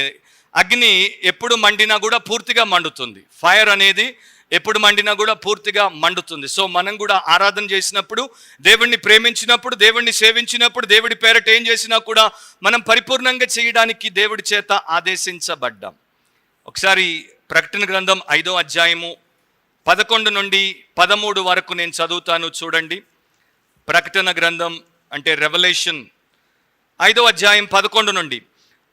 మరియు నేను చూడగా సింహాసనమును జీవులను పెద్దలను ఆవరించి ఉన్న అనేక దూతల స్వరం వినబడిను. వారి లెక్క కోట్ల కొలదిగా ఉండెను. వారు వధింపబడిన గొర్రెపిల్ల శక్తియు ఐశ్వర్యమును జ్ఞానమును బలమును ఘనతయు మహిమయు స్తోత్రమును పొందనర్హుడని గొప్ప స్వరముతో చెప్పుచుండిరి. సో వీరందరూ కోట్ల కొలది ఒక్కరుగా గొప్ప స్వరంతో, అంటే ఎంత గంభీరంగా పాడుతున్నారో దాని గురించి ప్రకటనలో బైబిల్లో పరలోక సన్నివేశంలో మనం చూస్తున్నాం. అంతటా పరలోకమందును భూలోకమందును భూమి క్రిందనున్న సముద్రములో ఉన్న ప్రతి సృష్టము అనగా వాటిలోనున్న సర్వమును, సో ఎవ్రీథింగ్, సింహాసనాసీనుడై ఉన్న వానికిని గొర్రెపిల్లకును స్తోత్రమును ఘనతయు మహిమయు ప్రభావమును యుగయుగములు కలుగును గాక అని చెప్పుట వింటిని. సో నీవు యేసు రక్తంలో కడుగబడి యేసు ఆత్మతో నింపబడి యేసు మార్గంలో నడిచే వ్యక్తివైతే నీవు కూడా అక్కడ ఉంటావు. నీవు కూడా ఆ రకంగా దేవుడిని స్తుతించేటువంటి ఆ బృందంలో ఉంటావు. అది చాలా గంభీరమైనటువంటి సత్యం. సో దానియేలు ఈ యొక్క దర్శనాన్ని చూసినప్పుడు ఏం నేర్చుకుని ఉంటాడు? చాలా నేర్చుకుని ఉంటాడు. నేను గ్రహించినటువంటి ఒక లెసన్ ఏంటంటే, ఆ యొక్క బబులోన్ దేశంలో తాను ఒక్కడే కాదని, అన్య జనాంగం అంతటి మధ్యలో తాను ఒక్కడే దేవుడి కొరకు ఉన్నటువంటి వ్యక్తి కాదని, దేవుడికి ఇంకా చాలా పెద్ద పరివారం ఉందని, వారితో ఈ లోకంలో కాకపోయినా ఆ లోకంలో తనకు సహవాసం ఉందని, తాను కూడా దానిని బట్టి ధైర్యము కలిగి దేవుణ్ణి స్తుతించవచ్చని ఆయన తాను ధైర్యపరచుకొని ఉంటాడు. ఎందుకంటే ఇక్కడ జరిగిన తర్వాత బెల్షజర్ ప్రభుత్వం వచ్చింది. బెల్షజర్ ప్రభుత్వంలో దేశం ఎంత భ్రష్టు పట్టిందో మనకు 5వ అధ్యాయం చదివినప్పుడు అర్థమైంది. అలాంటి భ్రష్టు కొట్టిన సమాజం మధ్యలో కూడా దానియేలు ఇంకా భక్తుడిగానే ఉన్నాడంటే ఈ యొక్క దర్శనం కూడా చాలా ప్రభావితం చేసింది. సో ఇప్పుడు ఒకటి గుర్తుపెట్టుకోవాల్సింది ఏంటంటే, బైబిల్ని లేకపోతే ఎప్పుడైనా దేవుడు ఆ రకంగా మనల్ని ఇంకో రకంగా ప్రభావితం చేస్తే మన లైఫ్ అనేది అలాంటి టర్న్ని తీసుకుంటుంది. మన చుట్టూ వారు ఎలా ఉన్నా, పరిస్థితులు ఎలా ఉన్నా, మనం మాత్రం దేవుడికి ప్రియులంగా ఉంటాం. ఫిలిప్పీలకు రాసినప్పుడు 3వ అధ్యాయంలో 20-21 వచనాల్లో పౌలు కూడా ఈ రకంగా చెప్తాడు. అంటే ఇలాంటి మనస్తత్వాన్ని గురించి మనం చూడొచ్చు. ఫిలిప్పీ 3:20-21 మన పౌరస్థితి పరలోకమందున్నది, అక్కడ నుండి ప్రభు అయిన యేసుక్రీస్తు అను రక్షకుని నిమిత్తము కనిపెట్టుకొని ఉన్నాం. సమస్తమును తనకు లోపరుచుకొన జాలిన శక్తిని బట్టి ఆయన మన దీన శరీరమును తన మహిమగల శరీరమునకు సమరూపము గలదానిగా మార్చును. సో మన పౌరస్థితి పరలోకమందున్నది కనుక మనం అక్కడ నుండి యేసు గురించి వెయిట్ చేస్తున్నాం, ఆయన కొరకు కనిపెట్టుకొని ఉంటున్నాం. సో యేసు కొరకు ఎదురు చూసేటువంటి వారందరూ కూడా ఆయన పవిత్రంగా ఉన్నాడు కనుక తమను తాము పవిత్రపరుచుకుంటారు. కొన్నేళ్ల క్రితం అమెరికాలో ఉన్నటువంటి ఒక కుటుంబము గ్రీస్ దేశంలో ఉన్నటువంటి ఒక అనాథను దత్తత తీసుకున్నారు. తల్లిదండ్రి ఇద్దరు 2 రకాలుగా చనిపోయారు. అమ్మాయి ఒక్కటే ఆ కుటుంబంలో మిగిలింది. సో అమ్మాయిని వారు దత్తత తీసుకున్నారు. కొన్ని రోజులు గ్రీస్లోనే అమ్మాయిని పోషించారు. తర్వాత వారు పేపర్ వర్క్ చేసిన తర్వాత అమ్మాయిని అమెరికాకు తెప్పించారు. అమెరికాలో వారు ఒక మంచి క్రిస్టియన్ ఆర్ఫనేజ్లో అమ్మాయిని పెట్టి చదివించారు. ఏమీ తక్కువ కాకుండా చూశారు. యవనస్తురాలిగా మారినప్పుడు అమ్మాయి రక్షించబడింది. అమ్మాయి వారి యొక్క సంఘానికి వచ్చినప్పుడు ఇక్కడ ఆ సంఘంలో ఈ రకంగా సాక్ష్యం చెప్పింది. ఈ రోజున ఒకవైపు నా జీవితాన్ని చూస్తే చాలా దుఃఖం ఉంటుంది, ఇంకోవైపు నా జీవితాన్ని చూస్తే చాలా ఆనందం ఉంటుంది. దుఃఖం ఏంటంటే నా తండ్రిని కిరాతకులు చంపారు, నా తల్లిని క్యాన్సర్ పొట్టన పెట్టుకుంది. అది నాకెప్పుడు దుఃఖమే. కాకపోతే సంతోషం ఏంటంటే ఒకవేళ వారిద్దరు ఆ రకంగా చచ్చిపోకపోతే నన్ను ఈ అమెరికన్ ప్రియ కుటుంబం దత్తత తీసుకునేది కాదు, వారు నన్ను అమెరికాకు తెప్పించేవారు కారు, వారు నన్ను క్రిస్టియన్ ఆర్ఫన్ హోమ్లో పెట్టేవారు కారు, నేను క్రిస్టియన్ సువార్త వినేదాన్ని కాదు, నాకు క్రీస్తు స్వరక్షకుడిగా మారేవాడు కాదు. నేను ఒక అన్యురాలిగానే గ్రీక్ మిథాలజీ ప్రకారం బతికి చచ్చిపోయేవా దాన్ని. సో నా దుఃఖం ఏంటంటే తల్లిదండ్రులు కిరాతకంగా చచ్చిపోయారు. నా ఆనందం ఏంటంటే నాకు క్రీస్తు పరిచయం అయ్యాడు. ఎప్పుడు కూడా మనము ప్రయారిటైజ్ చేసుకున్నప్పుడు, ఏది ముఖ్యమన్నది చూసుకున్నప్పుడు ఆల్వేస్ దేవుడే మొదట. ఎందుకంటే ఆయన రాజ్యమును ఆయన నీతిని మొదట వెతకమన్నాడు. సో అక్కడ మీరు ఇక ఏదైనా పెట్టుకోండి, ఎడ్యుకేషనా దేవుడా, దేవుడే. ఉద్యోగమా దేవుడా, దేవుడే. వ్యాపారమా దేవుడా, దేవుడే. కుటుంబమా దేవుడా, దేవుడే. లోకమా దేవుడా, దేవుడే. నా సుఖమా దేవుడా, దేవుడే. Very simple. సో ఇలాంటి ఆలోచన ఉన్నటువంటి వారికి తీర్మానాలు చేయడం పెద్ద కష్టమే కాదు. యాకోబు రాసినట్టు ద్విమనస్కులు ఎవరంటే ప్రయారిటీస్ సరిగ్గా లేనటువంటి వారు. ప్రయారిటైజ్ చేసుకున్నటువంటి యోసేపుకు పాపంలో పడకుండా తాను కాపాడుకోవడం కష్టం కాదు. ప్రయారిటీ కలిగినటువంటి దానియేలుకు పాపంలో పడకుండా తాను కాపాడుకోవడం కష్టం కాదు. యేసుకు కష్టం కాలేదు, పౌలుకు కష్టం కాలేదు. సో మనకు కూడా కష్టం అవ్వకూడదు. ప్రయారిటీస్ లేనప్పుడే ఆ యొక్క సమస్య పెద్దగా జటిలంగా మారుతుంది. సో ఇక్కడ దేవుడు తీర్పు తీరుస్తున్నాడు. తీర్పు తీర్చుటకై గ్రంథములు తెరవబడెను. నా దేవుడికి లోకముతో చాలా పెద్ద సంబంధం ఉంది. అండ్ చాలా కాలము లోకానికి సమయం ఇచ్చాడు, అవకాశాలు ఇచ్చాడు. ఒక రోజున దానిని ఆయన తీర్పు తీరుస్తాడు. ఎందుకంటే తప్పకుండా ఆయన దానిని లెక్క అడగాలి. సో దేవుడికి లోక పరిపాలకులను, మరి లోక వ్యవస్థలను, లోకంలో ఉన్నటువంటి జనములను తీర్పు తీర్చాల్సినటువంటి సమయము అవసరం కనుక ఆ రకంగా పెట్టుకున్నాడు. ఈ దర్శనం వచ్చిన తర్వాత మొట్టమొదట బెల్షజర్ను దేవుడు తీర్పు తీర్చాడు. ఎందుకంటే బెల్షజర్ యొక్క పరిపాలనలో ఈ దర్శనం ఎప్పుడొచ్చింది? మొదటి సంవత్సరంలో వచ్చింది. ఎన్నేళ్లు పరిపాలించాడు గతంలో చెప్పాను, మీరు వెళ్ళి రికలెక్ట్ చేసుకుంటే మీకు అర్థమవుతుంది. అతన్ని దేవుడు ఏం చేశాడు? త్రాసులో పెట్టి తూచినప్పుడు అతడు తక్కువగా కనబడ్డాడు. సో దేవుడు ప్రపంచంలో ఉన్నటువంటి ప్రతి ఒక్కరిని ఒక రోజున త్రాసులో పెట్టి తూచుతాడు. తూచినప్పుడు వారు తక్కువగా కనబడితే వారి సంగతి ఎంత దారుణంగా ఉంటుంది, ఎంత ఘోరంగా ఉంటుంది. ఇప్పుడు మీరు అడగొచ్చు, దేనిని బట్టి తక్కువ ఎక్కువ అనేది దేవుడికి తెలుస్తుంది. దీన్ని బట్టి దీనికి కరెక్ట్గా ఉన్నారా, దీనికి తక్కువగా ఉన్నారా? దీనికన్నా ఎక్కువ ఎవడు పోలేడు, కానీ దీని ప్రకారం ఉంటే చాలు. సో దీనికన్నా తక్కువ ఉంటే కష్టం. ఎందుకంటే యోహాను 5 చదివితే, నేను కాదు మిమ్మల్ని తీర్పు తీర్చేది, నా వాక్యమే మిమ్మల్ని తీర్పు తీరుస్తుందని యేసుప్రభు చెప్పాడు. సో యేసు తీర్పు తీరుస్తాడు, యేసు వాక్యం. అంటే ఆయన చెప్పినటువంటి మాట వినకపోతే ఒక రోజున అదే మనకు వ్యతిరేకంగా తీర్పు తీర్చడం అనేది జరుగుతుంది అని కూడా బైబిల్ చెప్తోంది. 50వ కీర్తన 3-4 వచనాలు. మన దేవుడు వేంచేయుచున్నాడు, ఆయన మౌనముగా నుండడు, ఆయన ముందర అగ్ని మండుచున్నది. ఇక్కడ ఈ అగ్ని ఏంటి అంటే తీర్పు అగ్ని. ఆయన చుట్టూ ప్రచండ వాయువు విసురుచున్నది, ఆయన తన ప్రజలకు న్యాయము తీర్చుటకై అని రాయబడింది. సో దేవుడు తన ప్రజలకు న్యాయం తీరుస్తాడు, తన ప్రత్యర్థులకు, తన శత్రువులకు ఆయన న్యాయం చేసినప్పుడు వారిని కఠినంగా శిక్షిస్తాడు. సో ఏ దేవుడు న్యాయం తీరుస్తాడు అంటే మహావృద్ధుడు, ది ఏన్షియంట్ ఆఫ్ డేస్. మొదటి నుండి మానవ యొక్క జీవితము చరిత్ర ప్రారంభం అవ్వక మునుపు నుండి చరిత్రను ఎరిగినటువంటి వాడు తీర్పు తీర్చబోతున్నాడు. All time everywhere present God అని నేను అంటాను. అంటే అన్ని సమయాల్లో ప్రతి చోట ఉన్నటువంటి దేవుడు ప్రతి ఒక్కరికి తీర్పు తీర్చబోతున్నాడు. అంటే అది ఎంత గంభీరమైనటువంటి విషయము. సకల పవిత్రతను తనలో కలిగి ఉన్నటువంటి దేవుడు, సకల జ్ఞానము తనలో కలిగి ఉన్నటువంటి దేవుడు, సకల సామర్థ్యము తనలో కలిగి ఉన్నటువంటి దేవుడు భూలోకానికి న్యాయాధిపతిగా రాబోతున్నాడు. అంటే అది ఎంత గంభీరమైనటువంటి విషయం. సో ఆయన యొక్క ప్రజల మనస్సుల్లో ఉన్నటువంటి ప్రతి ప్రశ్న, ప్రతి సందేహాన్ని దీంతో ఆయన తీరుస్తున్నాడు. దానియేలు, డోంట్ వరీ, నిన్ను అన్యాయంగా చెరపట్టారు, నిన్ను చాలా రకాలుగా మరి వారి యొక్క దేశంలో ఆయాసాలకు గురి చేశారు. డోంట్ వరీ, ఒక రోజున నేను తీర్పు తీరుస్తాను. కొంతమంది అంటుంటారు, నాకు దేవుడు అన్యాయము జరగనిస్తున్నాడు, నాకు ఎప్పుడు న్యాయం చేస్తాడో. దేవుడు తప్పకుండా న్యాయం చేస్తాడు. కావాలంటే ఇంటికి వెళ్ళి లూకా 18 చదువుకోండి. లూకా 18లో అన్యాయపు న్యాయాధిపతి తన దగ్గరికి మాటికి వచ్చినటువంటి ఒక విధవరాలికి న్యాయము చేయగలిగినప్పుడు మీరు దివారాత్రాలు దేవుడికి మొరపెడుతూ ఉంటే ఆయన మీకు న్యాయము చేయడాన్ని యేసుప్రభు చెప్పాడు. సో ఆయన తప్పకుండా తీర్పు తీరుస్తాడు, న్యాయపు తీర్పే తీరుస్తాడు. ఇక్కడ తీర్పులో ఏ రకంగా జరుగుతుందంటే గ్రంథాలు తెరవబడతాయంట. సో దేవుడు ఎప్పుడు కూడా రికార్డులు తెరిచే తీర్పు తీరుస్తాడు. ఆయన ఫ్యాక్ట్స్ లేకుండా, ఎవిడెన్సెస్ లేకుండా తీర్పు తీర్చాడు. దేవుడికి ఒక క్రమం ఉంది, ఒక ఆర్డర్ ఉంది, దాని ప్రకారమే ఆయన తీర్పు తీరుస్తాడు. ఈరోజు ఈనాడులో నేను ఒక వార్త చదివాను.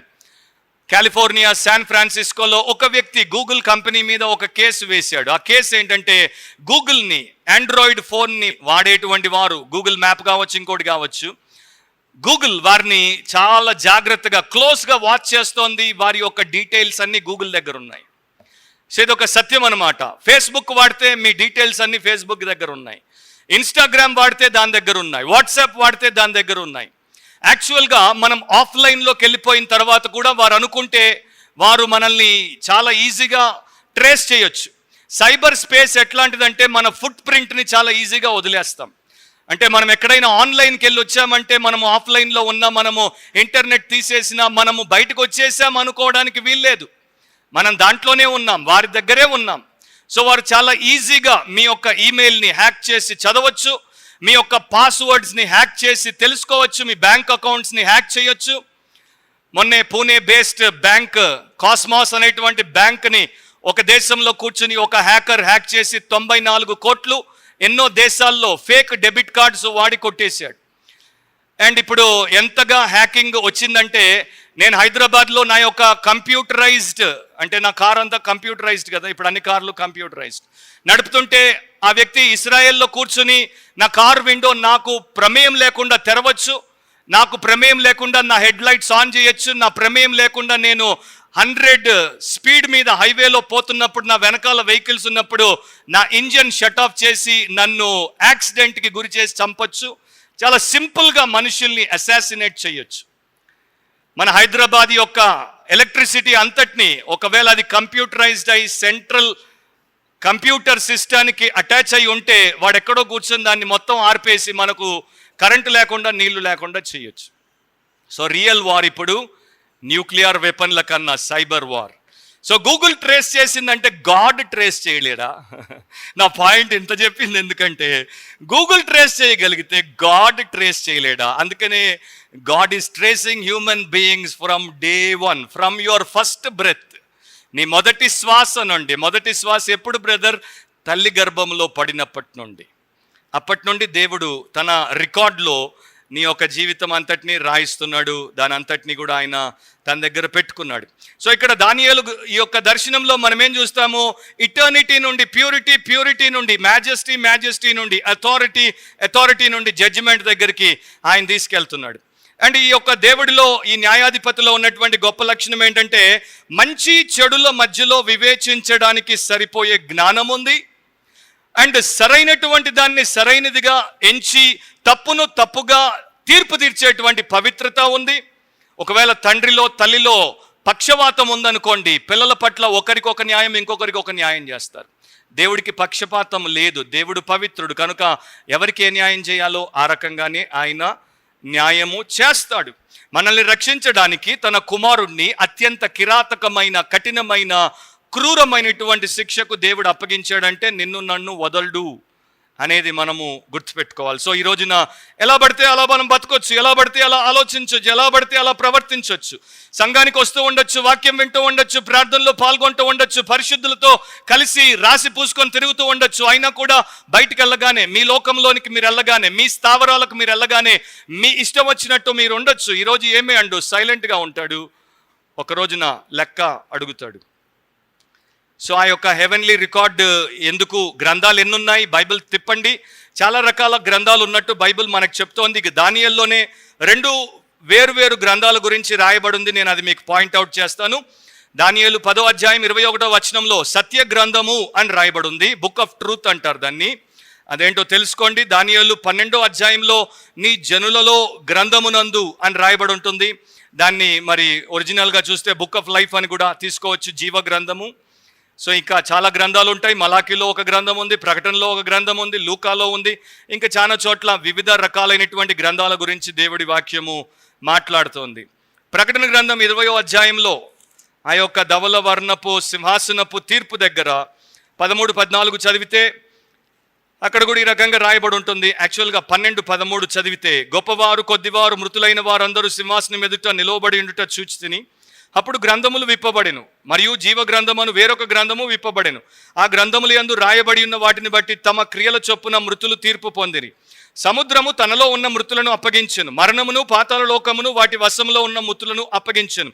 వారిలో ప్రతివాడు, ఒక్కడు కూడా మిస్ అవ్వడు, ప్రతివాడు తన క్రియల చొప్పున తీర్పు పొందెను. భారతదేశంలో కోర్టుల్లో వేల కొలది కేసులు మురిగిపోతున్నాయి. తీర్పు తీర్చడానికి న్యాయాధిపతులు లేరు.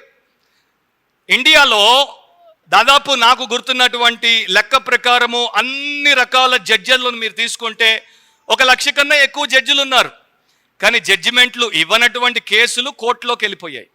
నాకు ఇక్కడ ఒకే ఒక జడ్జి ఉన్నాడు, కోర్టుల కేసులను అట్లా చిటికనేసినట్టు తీర్చేస్తాడు. సో మనం ఇంకా చాలా ఒళ్ళు జాగ్రత్తగా పెట్టుకోవాల్సినటువంటి అవసరం ఉంది. హిస్టారియన్లు చరిత్ర గురించి రాసినప్పుడు చరిత్రలో అబద్ధాలు చెప్తారు. ఈ మధ్య ఒక ఆర్టికల్ నేను చదివాను. బబులోను అండ్ నెబుకద్నెజర్ గురించి ఇండియాలో టెక్స్ట్ బుక్స్ సరైనటువంటి సమాచారం ఇవ్వట్లేదు. ఎందుకు ఇవ్వట్లేదు? ఒకవేళ ఆ సమాచారాన్ని ఇస్తే బైబిల్లో ఉన్నటువంటి సమాచారంతో క్రైస్తవులు దాన్ని టాలీ చేస్తారు, పోల్చుకుంటే ఇదిగో బైబిల్ చెప్పేదే టెక్స్ట్ బుక్ కూడా చెప్తోంది కదా అని ఇండియాలో ఉన్నటువంటి ఆ క్రైస్తవ వ్యతిరేక ఫ్యానటిక్లను ఎదురు ప్రశ్న వేసే అవకాశం ఉంటుంది. కనుక టెక్స్ట్ బుక్ల్లో చరిత్రకారులు దాన్ని మారుస్తున్నారు. యాక్చువల్గా మన ఇండియాలో ఉన్నటువంటి హిస్టరీ బుక్స్లో చాలా హిస్టరీని వారు తప్పుగా రాసేసారు, అది వేరే విషయం. ఆటోబయోగ్రఫీ రాసినప్పుడు వారు సొంతగా తప్పులు రాసేస్తారు, అసలు బయట పెట్టరు. ఇతరులు మన బయోగ్రఫీని రాసినప్పుడు వారికి డబ్బిచ్చి రాయించుకుంటాం కనుక వారిని మరి ఏది రాయాలో ఏది రాయొద్దో మనం చెప్తాం. కానీ దేవుడు అట్లా కాదు. దేవుడు ప్రతి వ్యక్తి ఏం చేశాడు, మంచి చేశాడా చెడు చేశాడా యాజ్ ఇట్ ఈస్గా రాయిస్తాడు. సో ప్రపంచం ప్రారంభము నుండి ఇప్పుడు దాకా వచ్చినటువంటి మొదటి నిమ్రోదు నుండి ఇప్పుడు దాకా వచ్చినటువంటి నెబుకద్నెజర్ దాకా, లేకపోతే మొన్నటి హిట్లర్ దాకా, లేకపోతే ఈరోజు ఉన్నటువంటి నార్త్ కొరియన్ లీడర్ పేరేంటి, సమ్ జంగ్, రేపు జంగు పడతాడు ఎట్లాగూ, సమ్ జంగో యుంగో నాకు గుర్తులేదు. సో వీరందరినీ కూడా దేవుడు తీర్పు తీరుస్తాడు. చైనీస్ మావోని తీర్పు తీరుస్తాడు, ముస్సోలీనీని తీర్పు తీరుస్తాడు, నెపోలియన్ని తీర్పు తీరుస్తాడు. అండ్ ప్రతి ఒక్కడిని ఢిల్లీ నుండి గల్లీ దాకా ప్రతి నాయకుడిని, ప్రతి వ్యక్తిని ఎవడెవడైతే అన్యాయం చేశాడో, ఎవడెవడైతే ఇతరులకు మరి ఘోరమైనటువంటి కార్యాలు చేశాడో వారందరినీ కూడా దేవుడు తీర్పు తీరుస్తాడు. అండ్ ఈ పుస్తకాల్లో ప్రతి విషయం రాయబడింది, కంప్లీట్గా డీటెయిల్తో రాయబడింది. ఎక్కడ జరిగింది, ఎప్పుడు జరిగింది, ఏ రకంగా జరిగింది, ఏ ఉద్దేశంతో జరిగింది, జరిగినప్పుడు ఎలాంటి పరిణామాలు వచ్చాయి అని రాశాడు. సో 11వ వచనంలోనికి వచ్చేసేయండి, నా టైం అయిపోతుంది. అప్పుడు నేను చూచుచుండగా ఆ కొమ్ము పలుకుచున్న ఈ యొక్క చిన్న కొమ్మ ఏంటో లాస్ట్ టైం నేను చెప్పాను. అది యాంటీ క్రైస్ట్, క్రీస్తు విరోధి. అది పలికినటువంటి గర్వపు మాటలు మీరు ప్రకటన 13లో చదవచ్చు, ఇక్కడ చదవచ్చు. దానిని ఆయన తీర్పు తీర్చాడు. అది యాక్చువల్గా మరి మహాశ్రమల కాలంలో ప్రపంచంలో ప్రత్యక్షమవుతుంది, లేకపోతే అవుతాడు. యాంటీ క్రైస్ట్ ఒక వ్యక్తి గనుక ఆ రకంగా వస్తాడు. వచ్చేసి చాలా రకాలైనటువంటి బింకములాడుతూ దేవుడికి వ్యతిరేకంగా దూషణలు చేస్తూ తనే దేవుడిగా తను తాను ప్రత్యక్షపరుచుకునేటువంటి ప్రయత్నం చేస్తాడు. దీని గురించి రాసుకోండి. ప్రకటన 13:1-10 వరకు చదువుకోండి. 2వ తెస్సలోనిక 1-9 వరకు చదువుకోండి. ఆ యొక్క తీర్పు చాలా కఠినంగా ఉంటుంది. పరలోకపు సింహాసనం ముందు న్యాయపు తీర్పులో అతనికి తీర్పు జరుగుతుంది. అండ్ ఆ వ్యక్తిని, లేకపోతే ఇక్కడ జంతువును చంపేస్తారు. దాని కళేబరాన్ని తీసుకెళ్లి అగ్నిలో వేస్తారు. మీరు ప్రకటన గ్రంథంలో చివరిలో చదువుకుంటే ఆ ముగ్గురిని, సాతానును, అబద్ధ ప్రవక్తను, ఈ యొక్క అంత్యక్రీస్తును లేకపోతే క్రీస్తు విరోధిని ఏ రకంగా అగ్ని గంధకంలో మండే గుండంలో పడేస్తాడో దేవుడు చెప్తున్నాడు. నువ్వు ఎందుకు చంపుతున్నారు అంటే బైబిల్ చెప్తోంది కదా, రోమా 6:23 ఏమని, పాపం వలన వచ్చు జీతము మరణం. అందరికీ వస్తుంది, క్రీస్తు విరోధికి కూడా మరణం వస్తుంది, ఎందుకంటే పాపం చేశాడు. అండ్ ఎంత ఎక్కువ పాపం చేస్తే అంత ఎక్కువ శిక్ష అనేది, అంత ఎక్కువగా కఠినతతో కూడినటువంటి శిక్ష అనేది వస్తుంది. మనకు వాక్యంలో ఒక మాట ఉంది, ఏం విత్తుతారో అదే కోస్తారు. నేను ఒక మీకు సింపుల్ ఎగ్జాంపుల్ చెప్తాను. ఈ మధ్య కోకా-కోలా కంపెనీ మీద టఫ్ట్స్ యూనివర్సిటీ బాస్టన్లో యుఎస్ఏలో ఒక రీసెర్చ్ చేశారు. పురుషుల మీద, స్త్రీల మీద చేశారు. కాకపోతే స్త్రీల మీద వారి యొక్క పరిశోధనలో ఒక ఆశ్చర్యకరమైనటువంటి విషయాన్ని వారు తెలుసుకున్నారు. ఒక స్త్రీ ప్రతిరోజు కోకా-కోలా తాగితే, ప్రతిరోజు రెగ్యులర్గా కోక్ తాగితే, రెగ్యులర్ కోక్ అవ్వచ్చు, డైట్ కోక్ అవ్వచ్చు, కెఫైన్ ఫ్రీ కోక్ అవ్వచ్చు, ఇది తాగితే ఆమె యొక్క బోన్ మినరల్ డెన్సిటీ అనేది దెబ్బతింటుంది. ఆమె యొక్క హిప్ బోన్స్ స్ట్రక్చర్ బలహీనమై ఆమెకు చాలా త్వరగా ఫ్రాక్చర్ అయ్యే ప్రమాదం ఉంది. కింద పడిందంటే ఎముక విరిగిపోయేటువంటి ప్రమాదం ఉంది. ఎందుకంటే కోలా డ్రింక్స్లో ఫాస్ఫరిక్ యాసిడ్ ఉంటుంది. అది మీ యొక్క ఎముకలు కాల్షియంని అబ్జార్బ్ చేయకుండా అడ్డుకుంటుంది. మరి ఎందుకని పురుషుల్లో అది పని చేయట్లేదో నాకు తెలియదు, కానీ స్త్రీలకు మాత్రం అది చాలా దారుణమైనటువంటి ఎఫెక్ట్ని ఇస్తోందని టఫ్ట్స్ యూనివర్సిటీ వారు బయట పెట్టారు. సో కోకు తాగే స్త్రీలారా, వీడు దేవుణ్ణి దూషించాడు కనుక వీడికి శిక్ష తగినదే. గతంలో నేను ఒకసారి చెప్పాను, పౌలు గురించి చెప్పినప్పుడు చెప్పాను. పౌలు 1 తిమోతి 1:13 అంటాడు, పూర్వము దూషకుడను. ఎవరిని దూషించాడు? క్రీస్తుని దూషించాడు, క్రీస్తు సంఘాన్ని దూషించాడు. కానీ ఒక మాట అంటాడు, నేను అప్పుడు తెలియక చేసితిని గనుక కనికరించబడ్డాను. వీడు తెలిసి డెలిబరేట్గా చేస్తాడు కనుక వీడికి కనికరం ఉండదు, వీడికి కాఠిన్యమే ఉంటుంది. అండ్ ఆ తర్వాత మిగతా 3 రాజ్యాల గురించి కూడా ఒక మాట ఉంది. దాని గురించి నేను జస్ట్ ఇక్కడ చెప్తాను. నెక్స్ట్ లెసన్లో మనం ఎట్లాగూ మరలా చూస్తాం. ఈ 3 రాజ్యాలను ప్రభుత్వము నుండి వేరు చేసేసాడు. అంటే వాటి యొక్క పవర్ని దేవుడు తీసేశాడు, వాటి యొక్క రాజ్యాన్ని దేవుడు తీసేశాడు. కానీ వాటిని సమూల నాశనం చేయలేదు. కొంత సమయం కొరకు, ఒక కాలం కొరకు వాటిని ఇంకా బ్రతకనిచ్చాడు. ఈ యొక్క యాంటీ క్రైస్ట్నేమో చంపేశాడు, వీరినేమో బ్రతకనిచ్చాడు, పవర్లెస్గా బ్రతకనిచ్చాడు. అంటే వీని యొక్క తీర్పు కఠినంగా ఉంది, వీరి తీర్పు అంత కఠినంగా లేదు అనేది మనం అక్కడ చూస్తున్నాం. సో మనము చేసేటువంటి పాపమునకు అనుగుణమైనటువంటి తీర్పు ఉంటుంది. సో పనిష్మెంట్లో, జడ్జిమెంట్లో డిగ్రీస్, వేరియేషన్ అనేది ఉంటుంది అని బైబిల్ చాలా చోట్ల నేర్పిస్తుంది. సో మొదటిది ఏంటంటే the description of the person of God. రెండవది నేను ఇప్పుడు ఎట్లాగూ చెప్పలేను, ఎందుకంటే అది ఇంకొక పెద్ద పాయింట్, అది వచ్చే వారం మనం చూద్దాం. రెండవది ఏంటో జస్ట్ చెప్తాను, the declaration about the person of God. 13-14 వచనాల్లో దేవుని యొక్క ప్రత్యక్షత, లేకపోతే దేవుని యొక్క తత్వాన్ని గురించి, ఆయన యొక్క మూర్తి భావాన్ని గురించి, ఆయన వ్యక్తిత్వాన్ని గురించినటువంటి ప్రకటన. మొదటిది వివరణ, రెండవది ప్రకటన. 13, 14 చదువుకోండి. అక్కడ ఉన్నటువంటి విషయాలు వచ్చే వారం ప్రభు చిత్తమైతే మనం ధ్యానిద్దాం, ప్రార్థన చేద్దాం. ప్రేమగల మా పరలోకపు తండ్రి, మరొకసారి సాయంత్రం మీ వాక్యమును మేము ధ్యానించడానికి, మీ దర్శనంలో ఉన్నటువంటి సారమును మేము చూడడానికి మాకు ఇచ్చిన సమయం కొరకు, ఈ కృప కొరకు మీ కృతజ్ఞతలు చెల్లిస్తున్నాను. బైబిల్ నిండా మిమ్మల్ని మీరు బయలుపరుచుకుంటున్నారు, కానీ మేము చాలాసార్లు మిమ్మల్ని మీ వాక్యంలోనే చూడం. మీ వాక్యంలో మీ స్వభావాన్ని మేము చదువుతూ దాటేస్తాం, దాన్ని మేమేమీ పట్టించుకోం. మీరెవరో మాకు తెలియదు గనుక మేమెవరమో మాకు తెలియకుండా బతుకుతున్నాం. మీ గొప్పతనం ఏంటో మాకు తెలియదు గనుక మేము కూడా నాసిరకపు జీవితాలు జీవిస్తున్నాం. కనుక మమ్మల్ని కనికరించండి, క్షమించండి. దానియేలులాగా మాకు కన్నులు తెరవండి, మీ యొక్క మహత్యాన్ని చూపించండి. మీరు మహావృద్ధుడైనటువంటి దేవుడు, మహోన్నతుడైనటువంటి దేవుడు. ఆ రకంగా మేము మిమ్మల్ని చూడ్డానికి, యోహాను మిమ్మల్ని మీ మహిమలో చూసినప్పుడు మీ పాదముల దగ్గర చచ్చిన వాని వలె పడ్డాడు. మేము కూడా ఆ రకంగా మీ ఎదుట చచ్చిన వారిలాగా పడ్డానికి, మాలో ఏ విషయం కూడా మేము వెర్రవీగడానికి, ఏ విషయం కూడా మేము అతిశయించడానికి లేదని, మేము మీ వారము గనుకనే మీ యందు అతిశయించుట నేర్చుకోవడం మాకు నేర్పించమని యేసు ప్రభు నామమును అడిగి ప్రార్థిస్తున్నాం తండ్రి. ఆమేన్.